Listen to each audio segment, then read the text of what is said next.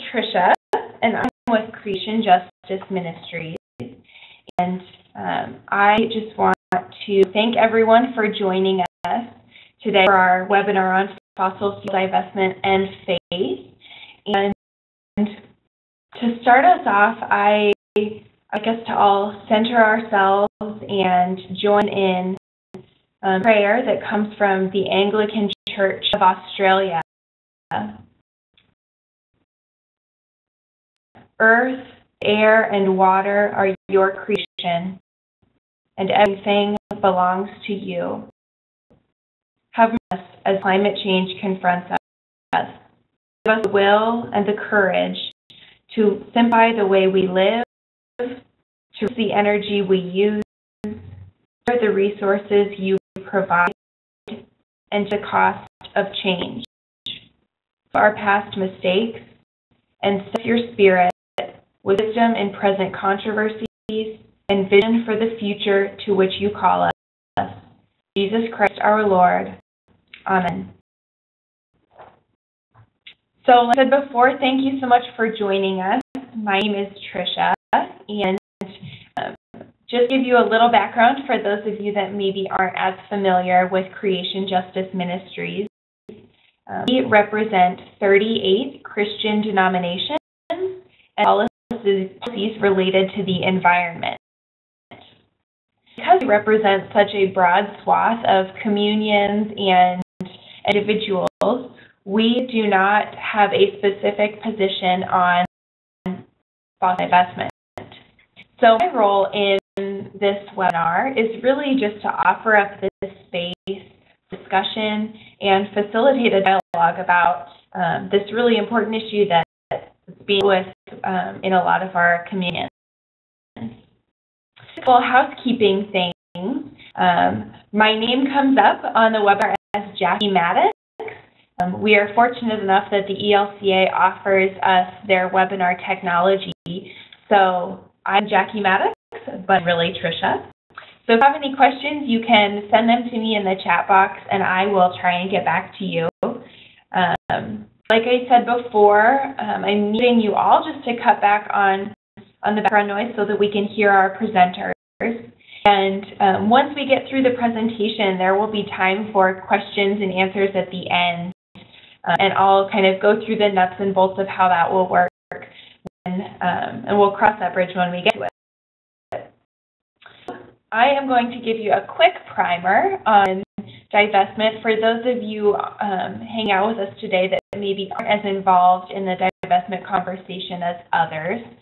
So, I am with Creation Justice Ministries, and we'll be hearing from perspectives from the United Church of Christ, Presbyterian Church U.S.A., and the United Methodist Church. Dig into divestment.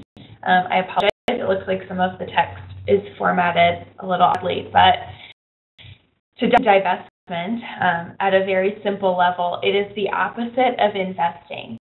So if you have stocks, bonds, or investment funds as an individual or as an organization, it is the process of getting rid of those.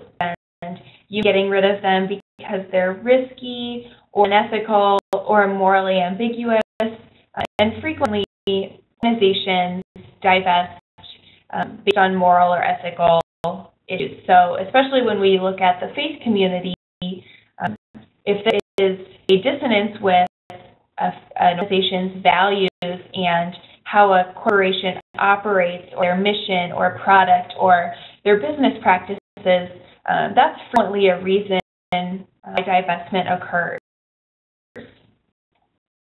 So when we look at why people divest, there are a few areas. So the first is that there's an intentional, great or large-scale harm being done. So, and there's a need to respond to that. So religious groups can divest from companies that maybe undertake activities that injure or kill large numbers of people that maybe tend to be vulnerable or marginalized populations. The reason is that there's intractable resistance. So when other change efforts have failed, whether that be legislative or regulatory or even shareholder advocacy, where those have failed, divestment could move in as an option. Why people or organizations divest is to redefine society's moral code. And proponents of divestment say that this action delegitimizes investment in certain companies, and it exhibits a disgust with practices. So, that thinking, public disgust may be a key to changing the rules of society. Look at the history of divestment. It's not just in fossil fuels. There have been multiple campaigns when you look at Darfur, South Africa, and apartheid might be the most well-known divestment campaign. Some of our communions are involved in divestment campaigns around Israel-Palestine. A lot of our denominations have divested from certain industries like tobacco, pornography, firearms, and industries like those. Definitely not just a fossil fuel issue. Look at more recent history, climate change is really on the forefront of a lot of minds, and that's not just in the faith community, but in our community we do have a unique look at climate change and how it's affecting our world.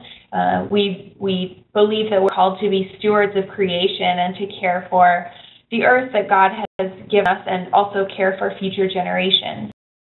At the same time, some of our denominations have investments in fossil fuel companies.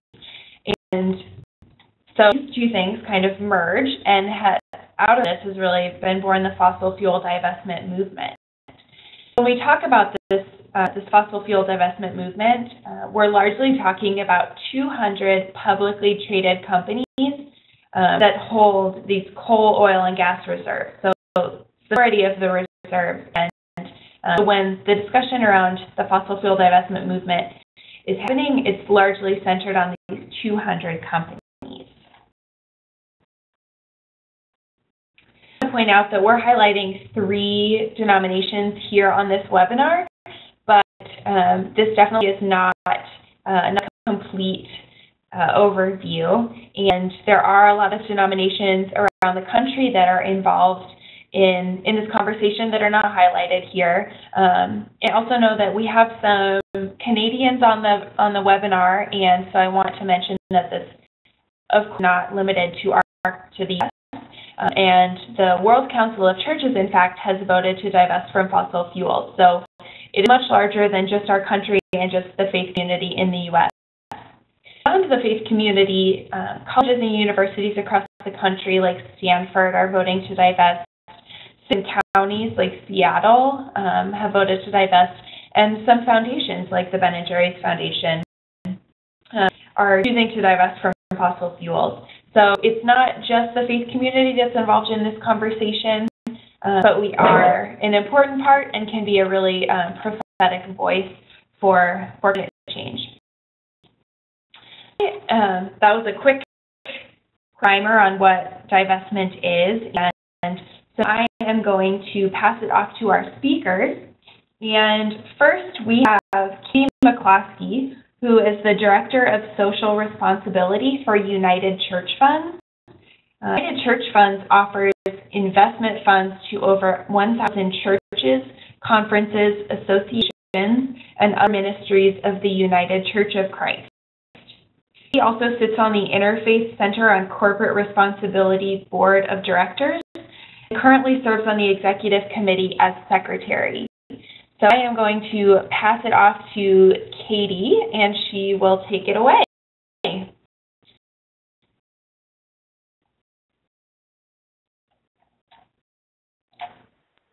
you hear me? Yes, I can. Great. So I'm going to speak really for United Church Funds, but in that I am the only one representing United Church of Christ, I'll give just a sort of background as to how we are where we are. Through leadership, let me start by saying that my name is Katie. I am the Director of Social Responsibility. I do not work in the investment department of United Church Funds. So very ticky-tacky investment questions should not be handled by me, but we can find the right persons who can. So should that come up later in the webinar, we'll try to work it together. United Church Funds, as Tricia mentioned, is the investment manager for many of the institutions and churches of the United Church of Christ. We have considered ourselves a socially responsible investor for 40 years. We have a suite of exclusionary screens. We are very active in the Interfaith Center on Corporate Responsibility, and we take our as a responsible shareholder seriously through the work of engagements, shareholder resolutions, and dialogues. And so, with that history, the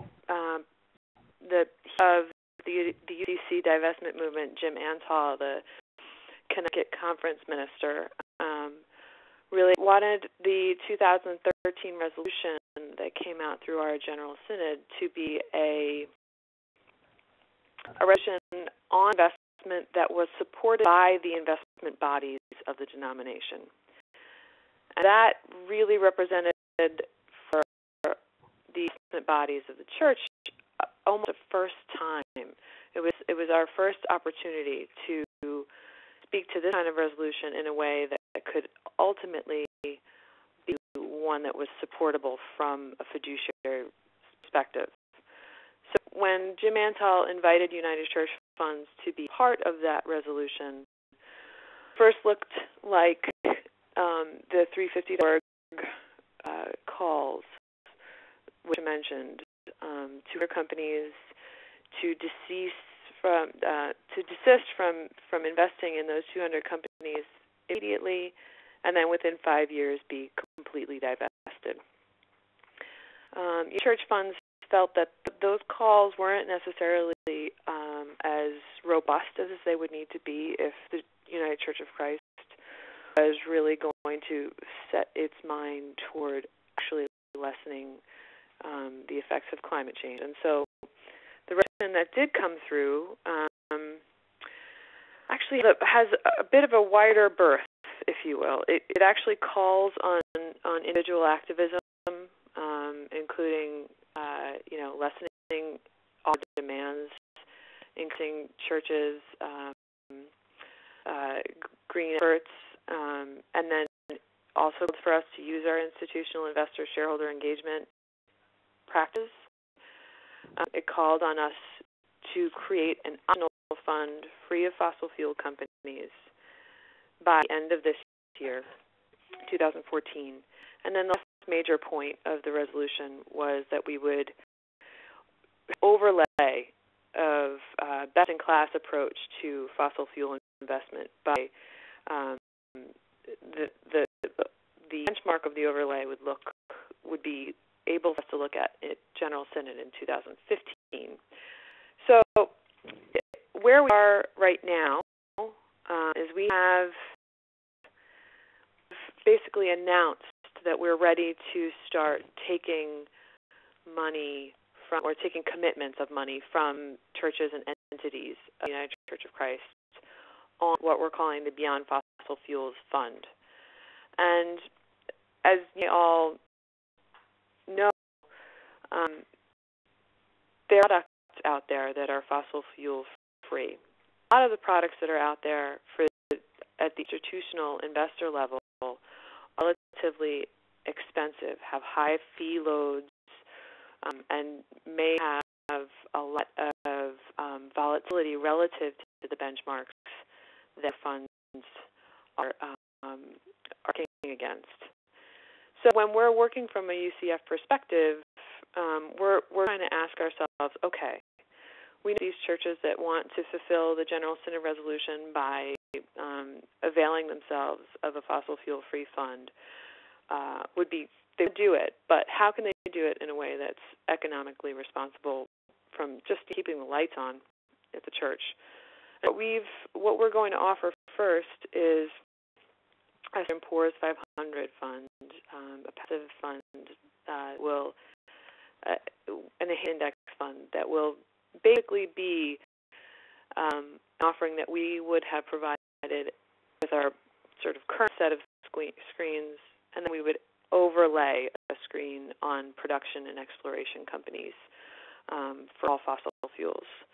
And so we think that provides a lot of the variability that the United Church of Christ really seeks, because as we go out and talk to the churches that are both in our investment funds and external, we hear a couple things.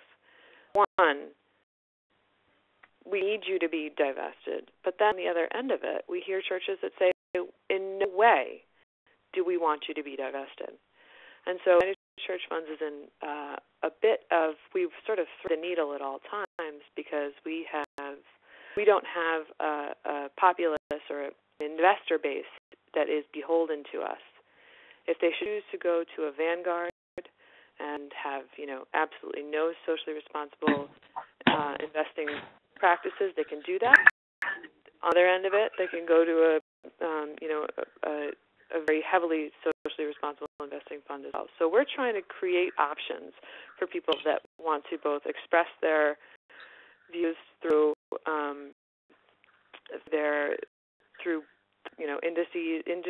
industries that will be investable, including fossil fuels. But we are also finding that not all of the churches of the UCC want to go with us yet. I think that's probably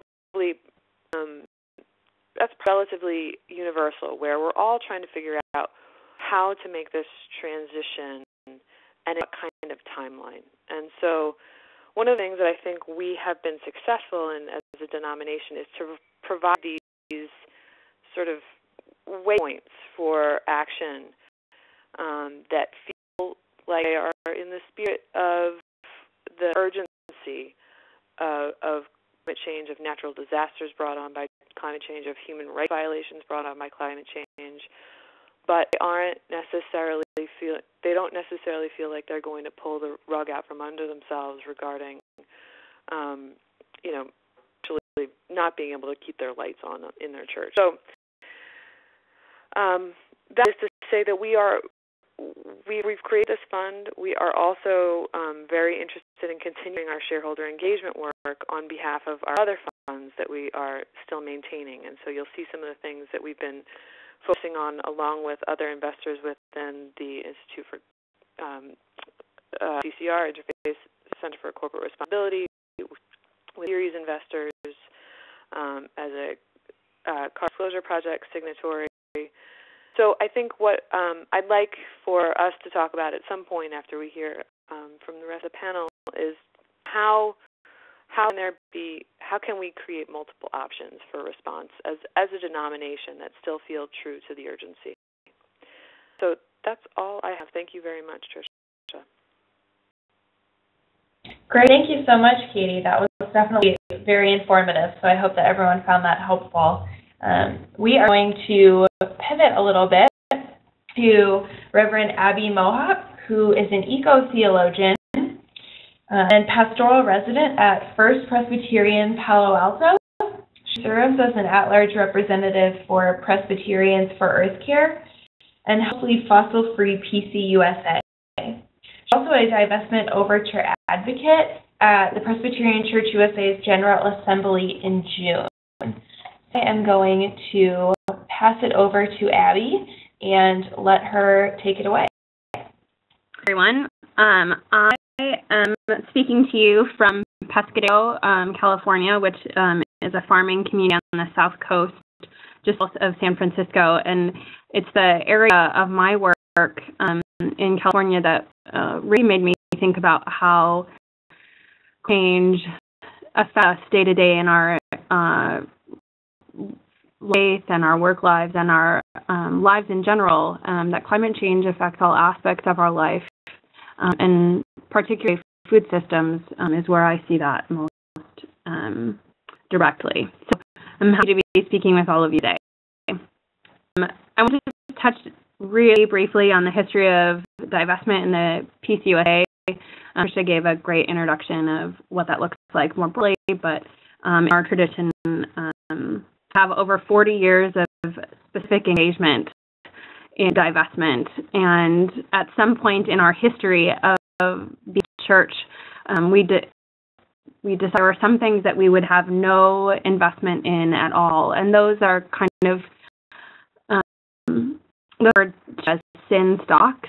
Those include tobacco, liquor, gambling. And I divested from those things so long ago that we don't even really have clear records of when that happened.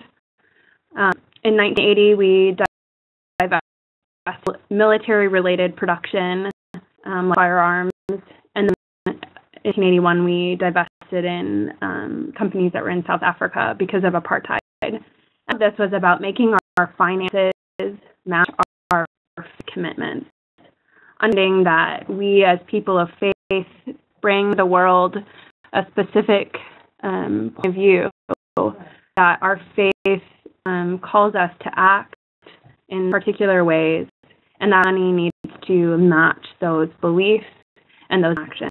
So in 1984, the Presbyterian Church U.S.A. created a committee called Mission Responsibility Through Investment, and that's MRTI for short. And it was established in recognition of that unique opportunity of the church to address our mission to financial holdings. And that committee has inclusive companies on a one-on-one basis, do incredible work, shareholder advocacy and dialogue, so that we are on the same page with our faith and with our money. So that's me. And I want to talk specifically about Overture 1501 on divestment from fossil fuel companies. In tradition, overtures are sent from our region, called presbyteries, to our national gathering, to the national denomination to make specific decisions that affect the whole church. And about this particular piece of our history as a denomination through the lens of my congregation in Palo Alto. As Trish said, it's First Presbyterian Church, the congregation that has long had a commitment to justice on so many different levels. And for them, this was a natural extension of their faith and their commitment to care for all of creation and for all people, especially people who are on the margins. And so, acknowledgement, I also want to acknowledge that there were so many other voices that came together to form Fossil Free U.S.A, and I'm just one of them.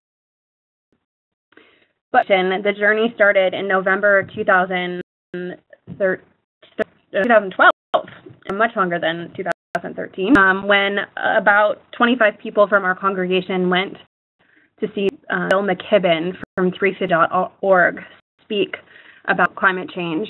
And at the end of that conversation, that lecture, he challenged the audience to divest from fossil fuel companies. And those 25 people turned to me and to each other and said that they wanted to be a part of that conversation, that they had to our congregation and our tradition to divest. And so the congregation, we divested. We're in that process. We were in the overture were things that we adopted as a congregation, and I'm going to talk about those three things in just a moment. So from that foundation of divesting ourselves, we began to look for other opportunities to connect, and eventually connected, through the Office of Environmental Ministries of our denomination, who connected us with other people who had reached out to them, and that included Dan Terpstra, Meg Gregory, Will Howie, and so many more people from around the country. And he also connected with Jim Antal from the United Church of Christ, which Katie mentioned, and began to work around creating an overture. The overture asked for three things. The first was to immediately stop new investments in all fossil fuel companies, to divest completely from those companies in 5 years. And the third was to report back to the denomination on where we were in that process. But ultimately, of these conversations and in talking with Jim and working with Presbyterians for Earth Care. So we formed Fossil Free PCUSA very loosely on a very grassroots level. And we eventually started organizing and worked in 12 presbyteries who signed on to this overture. Boston Presbytery was the first, Synod Presbytery was the second, and lots of other places, including in North Dakota and Arkansas and several places. We also met with the Presbyterian Foundation and the Board of Pensions to try and understand where they were coming from, wanting to find that they came to this conversation also with faith and a deep respect for creation. And as we moved towards General Assembly, we discovered that there is such a commitment to caring for creation in our denomination. But we understood, too, that we were looking to care for creation in very different ways. I connected with people through conference calls and through social media, through in-person conversations, and through emails and letter writing. In June 2014, the assembly happened in Detroit, Michigan, and as mentioned, I was one of 11 Overture advocates who spoke on the floor of the committee that talked about Overture 1501. And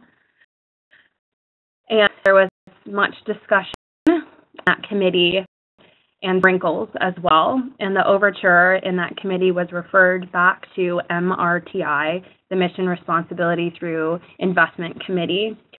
And that was the recommendation that the committee made. The concerns that we had as Fossil Free PCUSA was that we knew that MRTI does great work and had a lot of history in divestment and shareholder engagement. What we were asking was less individual engagement, but more about adding fossil fuel companies to that list of sin stocks, which include tobacco and liquor and gambling. Our reasoning that those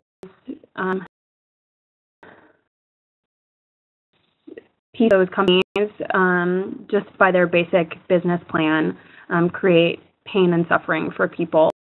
And so the overture to MRTI meant that we weren't immediately saying as a denomination that climate change deserved to be on that list.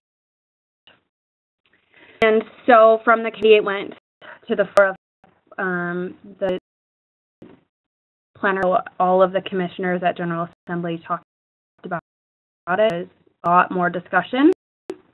And the larger body did do what the committee asked and referred the overture to MTI for study and more discussion. As you can imagine, for the grassroots group, this was primarily because of that first thing that the overture asked, which was to immediately stop new investments.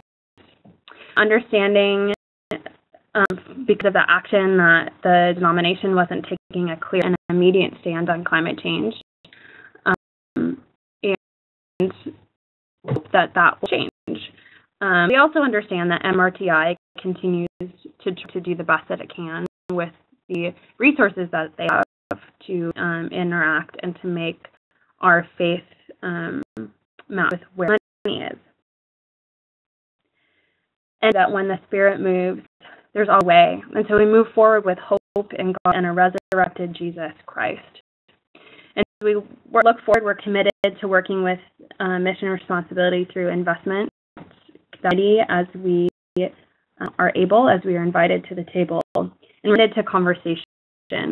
we're looking forward to General Assembly 2016, already looking at the organizing and conversations and the connections to make. And to offer, too, that there's a ton more information about Fossil Free U.S.A. and our journey to General Assembly, and that there was an excellent article that talked more about the ins and outs of what happened at General Assembly, and that link is on this slide as well. I look forward to talking more with any of you. Thank you. Well, thank you so much, Abby. That was great. I want to remind everybody that questions at the end, but if you have like a burning question that you definitely don't want to forget, you can always send it to me in the chat box. And also, I just want to let you know that I got asked about the prayer at the beginning and these verses from Abby. I'll be sending all of this stuff out after the webinar, so don't worry about kind of jiggling web pages if you want to go and look at these Fossil Free U.S.A. resources. So you'll be getting all of them after the webinar. So Abby, we are going to be shifting a little bit and speaking to Reverend Jenny Phillips, who is Minister for Environmental Stewardship and Advocacy for the Pacific Northwest Conference of the United Methodist Church. She has worked in environmental and financial stewardship for over a decade and has consulted on and written content for organizations like the National Council of Churches, Grace, Earth Ministry, and many others. Rose is also the coordinator of Fossil Free UMC. I am going to turn it over to Jenny right now. Jenny, are you?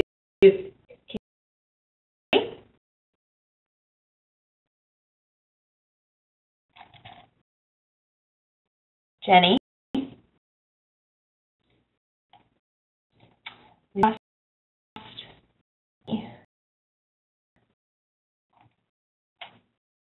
I don't believe that we can hear you. Oh, okay. I think she's going to switch audio really quickly. But be sure to send your questions if you have any for any of the speaker or general questions. You can send them to, and we'll have a discussion after me is done.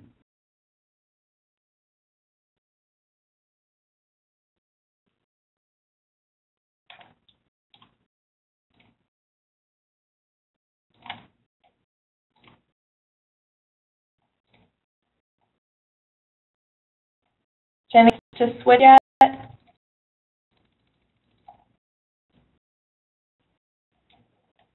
Maybe not.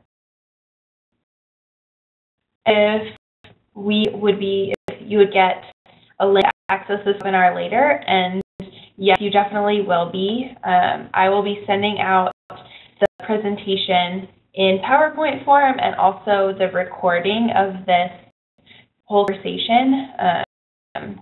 Be able to access all of these resources at a later date. Hopefully I'll be able to get these out to you tomorrow. I know that there are a few people that have been having some audio issues, so hopefully you'll be able to rewatch this presentation or share it with anyone who would be interested.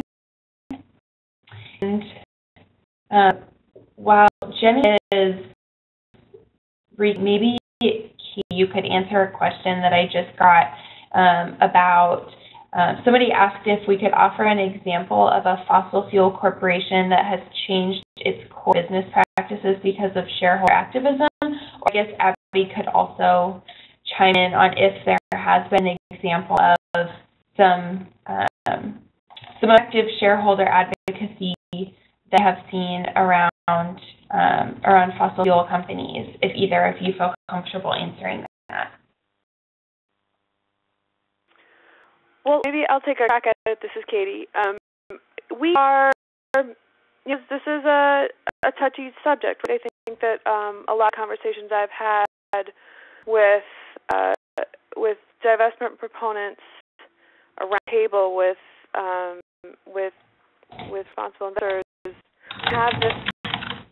we have this concern. How does shareholder engagement, how will it actually prevent companies from taking reserves out of the ground, right?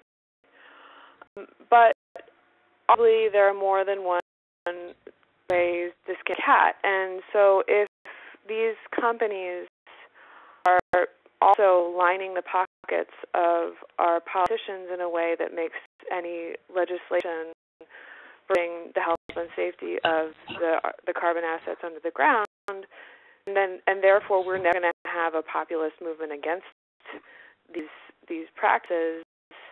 Well, as investors, we can ask for that sunshine. We can ask for an Exxon to say, okay, well, who are you giving money to?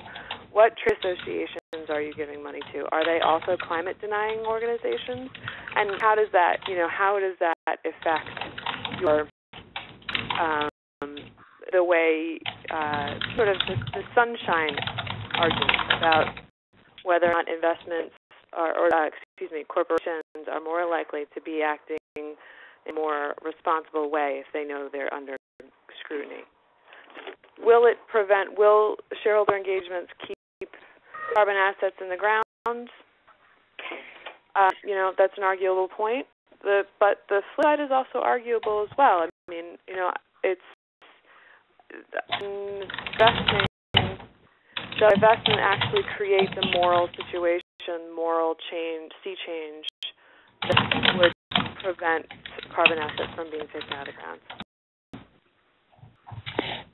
Thank you so much, Katie. I'm going to cut off our discussion really quick because I think that Jenny is able to be on. Jenny, can you hear me? I can hear you. Can you hear me? Can. Excellent. Hooray. Sorry, friends. All right. I am going to switch it over to Jenny with the United Methodist Church. Thanks so much. Thanks for your patience, everyone. I'm sorry about that. And I know that our slides have lost some of their formatting, so I hope that the content you're about to enjoy will be compelling even without the formatting. I am Jenny Phillips, and I'm the coordinator of Fossil Free UMC, calling in from Seattle, Washington. United Methodist Church is early in our journey toward divestment. We are a little bit behind the United Church of Christ and behind the work of Fossil Free U.S.A. I'm here today really just to tell you the beginning of our story and how it's been shaped by current events in our United Methodist Church history, and perhaps most importantly, our United Methodist values. Fossil Free UMC was created in response to a crisis, one that many of you are already familiar with. In 2012, a United Methodist Sunday school teacher named Bill McKibben started a worldwide tour to educate people on the urgency of the climate crisis. His message was that we can emit 565 more gigatons of carbon dioxide and stay below 2 degrees Celsius of warming. Anything more than that really risks catastrophe for life on Earth. Burning the fossil fuel that corporations now have in their reserves would result in emitting 5 times the safe amount of carbon dioxide. And so there came a call to divest.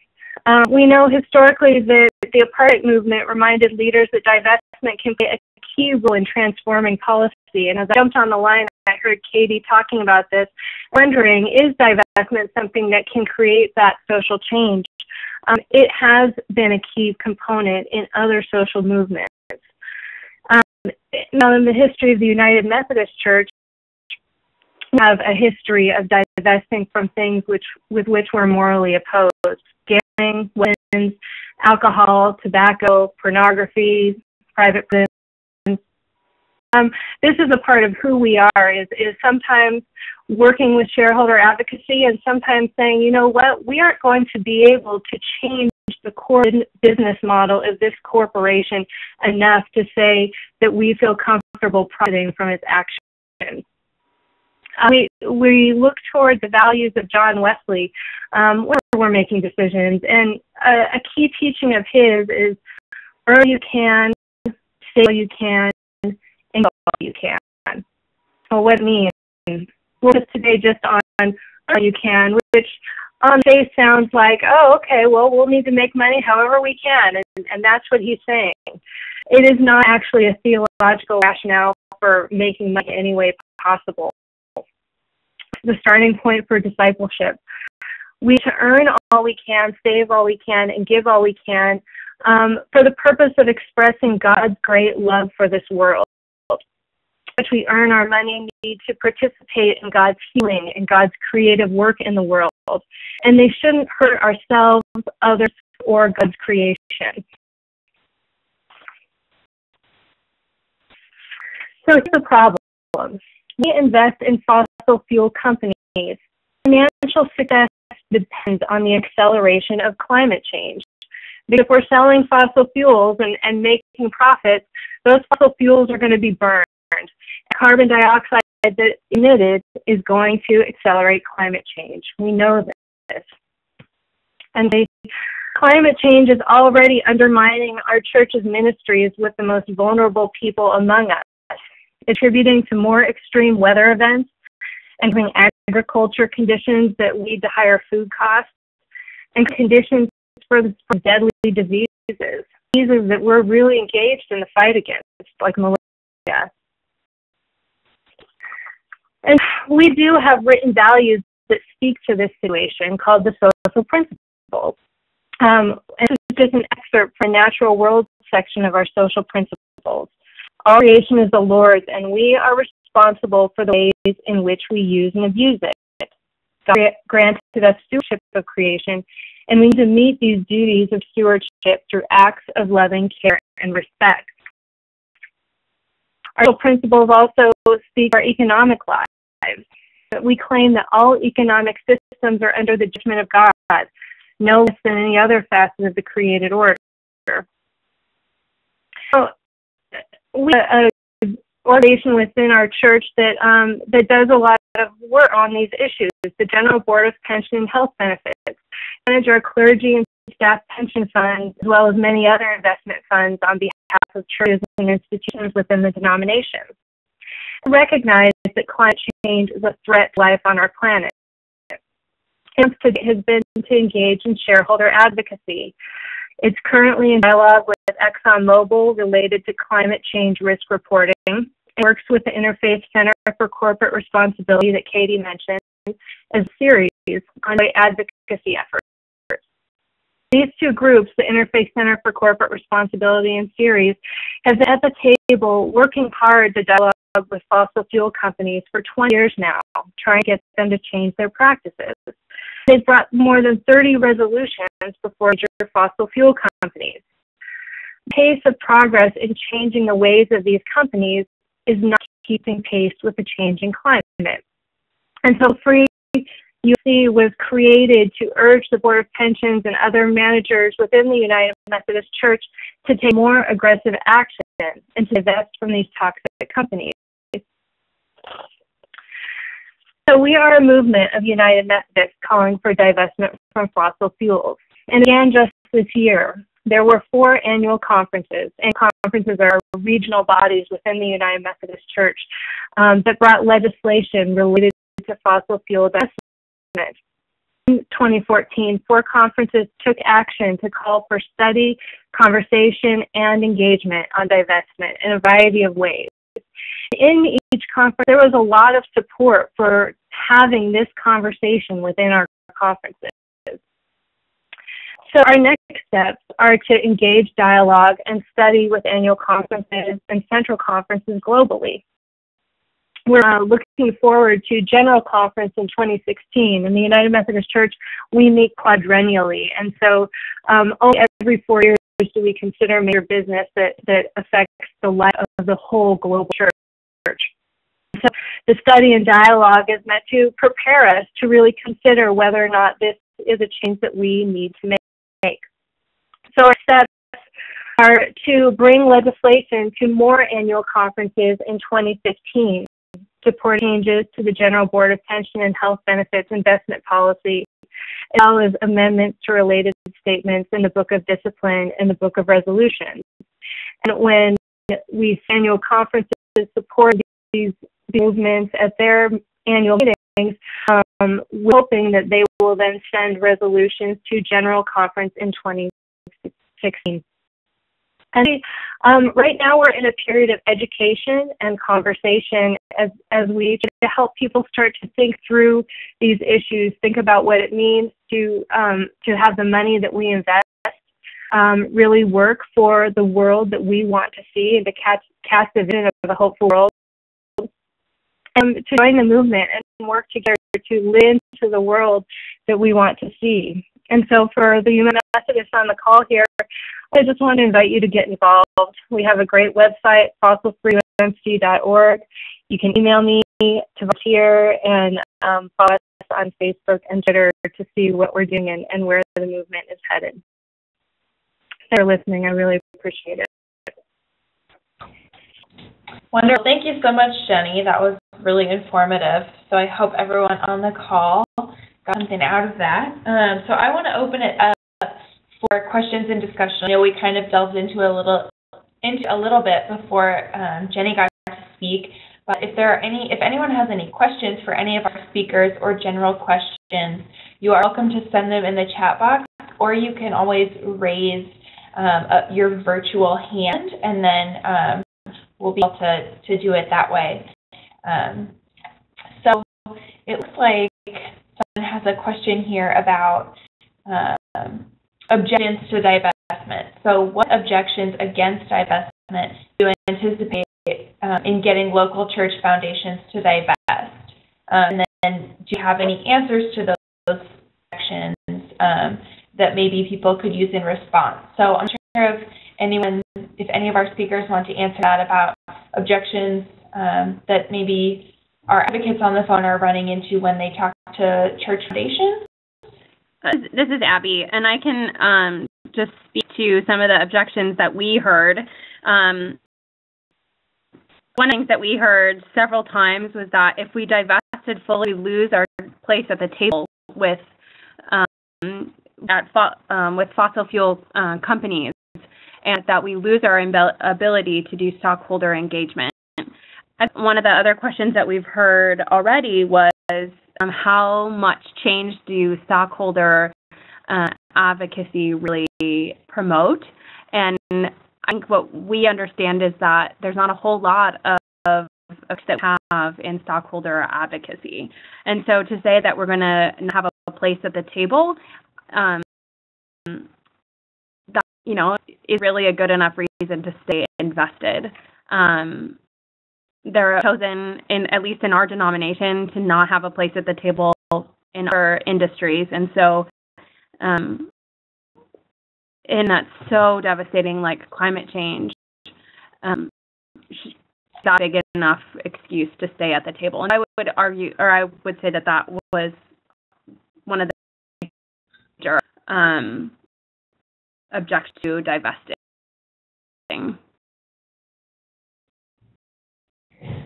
Thank you so much for that perspective, Abby. I want to lift up something that has been brought up in multiple divestment conversations that I think is important to remember, that kind of gets pitted as a them versus us or one tactic versus the other. And I think something to remember about these conversations is that a lot of the time there aren't people in the room that are denying that climate change is happening and that it's human caused. And so I think that there's these bring us together, even though we may see something differently. But I think that that's a really heartening thing to remember, is that you all want this, and we're all kind of advocating for God's creation. So I think that it's something to remember and to lift up. It looks like we got another question from in the Bay Area in California, that when they tried to bring a divestment resolution to the Episcopal Diocese of California, they heard that they would maybe offend those in the Bay Area who work for fossil fuel companies, including major donors to the church.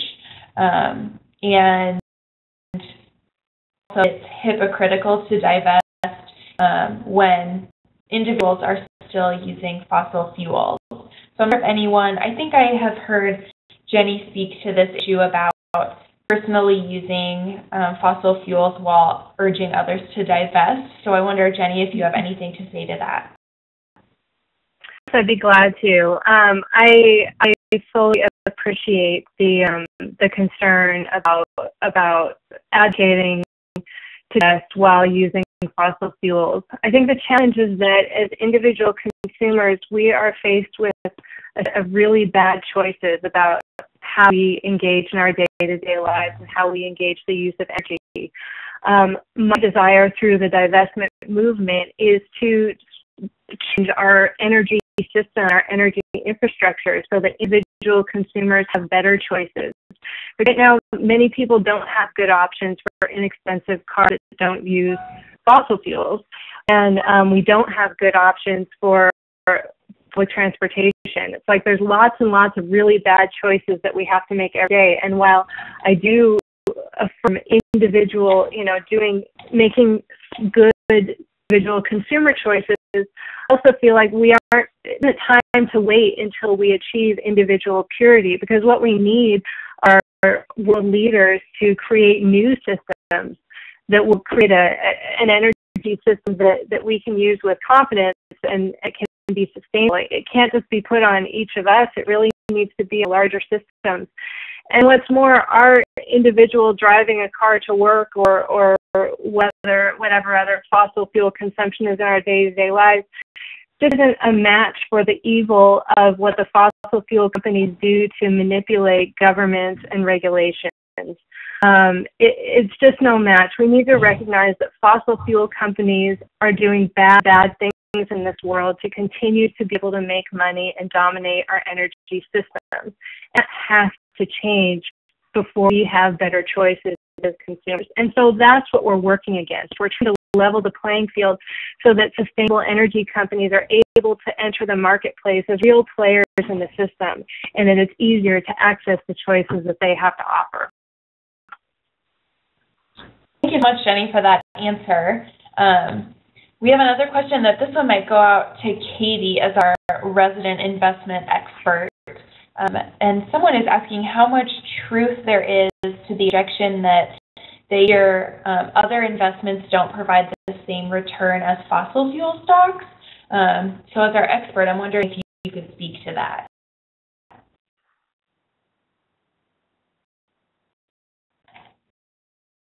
Katie's still on the phone.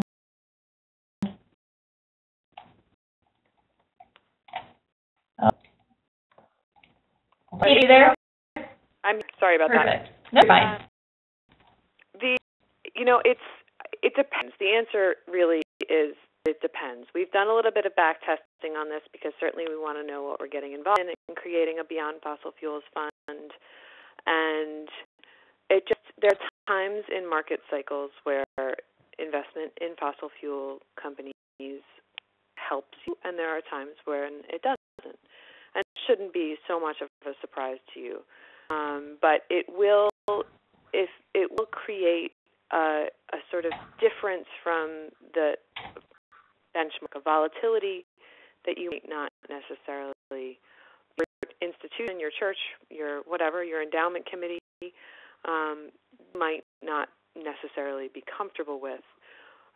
Over certain time horizons, there is no negative impact financially, and then over other time horizons, there are fairly major financial impacts. So again, I just from my one that I'm actually not an investment professional, but from my table within our organization, that's what we found. Well, thank you so much for that perspective, Katie. And maybe this next question could go to any of you, but we're speaking to you from people in Washington, D.C., and New York and California, and we have people on this webinar from across North America.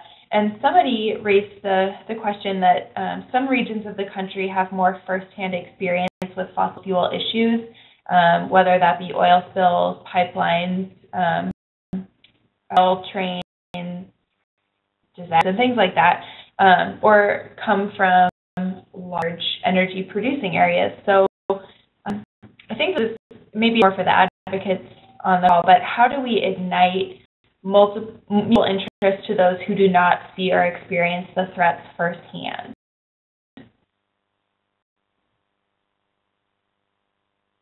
I don't know if Abby or she has any thoughts on how you can kind of excite people but get them involved. I mean, the first thing that comes to mind is there's this interesting report that came out of the White House over the summer, and I think if you Googled White House climate report or something along those lines, you'd be able to find it. But it outlines the regional impacts of climate change, both the ones that we're already seeing and the ones that we expect to continue in the next, not sure how long, in the short term. And so you can actually go and look at your own region to see what climate change is doing right now. And I think that's a really effective tool because certainly there are parts of the country that don't feel quite the immediate impacts that others do. And so that's a way to see, what scientists are tracking in each of our regions. Another thing is to look at the ministries with which you're already engaged. So, for example, if your church is involved in ministries related to food security, whether it's a food bank or providing backpacks full of food that kids take home on the weekends or serving people who are hungry in some way, do some research on how climate change and how our weather shifts are impacting the price of food at any given time. I think things like that, where if we can connect climate change to the ministries in which we're already engaged and make connections to the people we're already serving and the people around us who are suffering, part of how we make this big global problem feel local and personal. Great, so much for that. Oh, ahead, Abby. I want to say too that not only connecting it to the problems of our world and understanding that it affects all of us because it affects things like our food systems and our water systems, that affects all of us. It's also connected to our deeply held faith convictions. We're called by faith, trust in Jesus Christ, who cared for all people, who made sure that all were fed, that we're called to care for the least of these, and that climate change affects people who are poor and vulnerable first and worst. And so if we can inspire people out of a faith tradition, in addition to pointing out the practical implications of climate change, I found that that's a really moving and powerful way to inspire others. Thank you so much. I hope that answered your question. I think those are really great ways to include people that maybe aren't confronted with these issues of climate change and energy development every day. So I want to be mindful of people's time and make sure that all of our folks on the East Coast can get home to their families in time for dinner. But I just want to leave everyone with this last comment from one of our participants that said, I've come to realize how hard it is to invest without fossil fuels. This person has been looking at all the mutual funds they have, and none of the companies offer an option that is truly fossil free. And being someone that doesn't have the time to manage a portfolio of individual stocks themselves or the money to pay for an investment manager, that it's extremely hard. And so I don't know if any of our speakers on the phone want to speak to that comment, or how this current state we're in for investments and maybe options for people that are confronted by this same issue. Jenny, it's my sense that if we can really push this conversation, it's to get easier. So I just urge everyone who feels like divestment is important to continue this conversation, whether in your churches or in your pension funds that you're invested in through work or whatever. The more we push this conversation, the easier it's going to get, because someone is going to be able to make money from people who are looking for an alternative. And there already are funds that are working to develop alternatives. And so keep working at it. It's going to be easier. I would also put in that, we feel the same way. There are more and more products coming out right now for investors that are concerned, and I think for individuals who have mutual funds, that is going to be the case as well. But I also think that it needs to, from our experience, we see a disconnect between the activist in the and the endowment committee that is actually directing where the monies go. So churches need to have these conversations to get on the same page. And so, for this Beyond Fossil Fuels Fund, we have, about $800 million in assets under management as an organization, and we're hitting the mat and going out to funders to try to scrounge up $20 million to get into this fund, which sounds like a big number, but when you consider that the denomination has gone so far as to create this resolution, not a very big number. So, we want people to actually vote with their feet, and move to the options that we and that's the way you create a marketplace. Wonderful. Thank you so much for that perspective, Katie. And I am going to wrap it up there. Thank you so much to everyone for hopping on and learning from our 3 speakers. And like I said, I'll be sending out information afterwards with this presentation, and hopefully you can take some of this and have a conversation back with your church communities. And I thank you so much for joining us, and please keep an eye out for an email with all of this information. Thank you again to Katie McCloskey, Abby Mohop, and Jenny Phillips for joining us today. I hope everyone has a wonderful evening.